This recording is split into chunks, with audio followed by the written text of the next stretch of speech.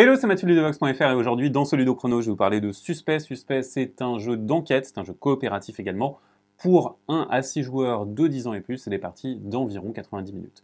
Dans ce jeu, les joueurs vont incarner Claire Harper qui est une enquêtrice et donc cette enquêtrice va être en charge de résoudre des mystères et crimes divers. Dans la boîte de base, vous allez trouver 3 scénarios. Ces scénarios vont se composer de documents que vous n'allez pas forcément regarder tout de suite, mais également d'un paquet de cartes que vous ne consultez pas pour installer un scénario.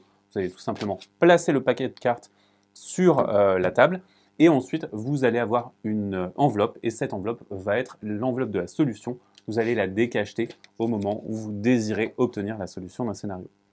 Ici, je ne vais pas vous parler de la boîte de base, je vais vous parler d'un scénario de démo. Je vais donc vous réserver le secret de celle-ci, mais pouvoir vous révéler certains éléments de ce scénario de démo.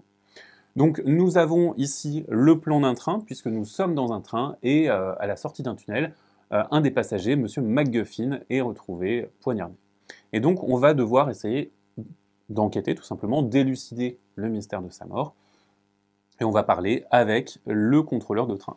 Le contrôleur de train, ça va être une carte, on va la révéler, ça va être une piste qu'on va avoir suivie, et donc on va tout simplement pouvoir consulter sa carte, la lire. Ensuite, les joueurs vont collectivement décider de la suite des opérations. Il n'y a pas de tour de jeu, on va tout simplement discuter de la meilleure chose à faire. La meilleure chose à faire, ça va être sûrement d'aller révéler une autre piste. Comment est-ce qu'on révèle une autre piste? Eh bien, sur chaque carte, vous allez avoir des possibilités. Ici, par exemple, on peut interroger le contrôleur sur le train et son parcours, ou alors l'interroger sur le personnel du train et sur les passagers. Et on va également pouvoir visiter certains lieux dans le train. Par exemple ici, si je vais lui parler tout simplement sur le personnel du train et les passagers, il va me donner des informations, il va me donner son opinion sur le personnel et les passagers, et parfois révéler certains symboles. Ces symboles vont être importants parce qu'ils vont vous permettre, si vous les accumulez, de dévoiler de nouvelles pistes, parce que vous allez tout simplement connecter certaines informations, les recouper pour obtenir des nouvelles pistes. Ici, si j'ai l'impression que ça ne me mène à rien, que c'est simplement un contrôleur de train qui fait son job, eh bien je pourrais peut-être décider d'aller dans le train et donc d'aller rendre visite au cadavre, à Monsieur McGuffin, et donc par exemple ici on me dit d'aller voir la carte 14. Je vais récupérer la carte 14 et donc hop, la carte 14 va me donner des indications sur ce qui est arrivé à Monsieur McGuffin. Je vois qu'il avait une carte sur lui, qu'il était antiquaire et qu'il possédait des bijoux. Peut-être que je vais aller dans sa cabine, donc je vais aller tout simplement dans sa cabine et son compartiment. Je révèle la piste compartiment, je vais avoir 3 nouvelles possibilités qui vont se déployer. Et donc on va tout simplement enquêter de cette façon, en allant d'une piste à une autre, tout simplement pour essayer d'élucider l'enquête. Dans Suspect, on va également trouver des choses un petit peu particulières. Vous voyez que certaines cartes sont marquées, comme celle-ci qui a une petite marque jaune.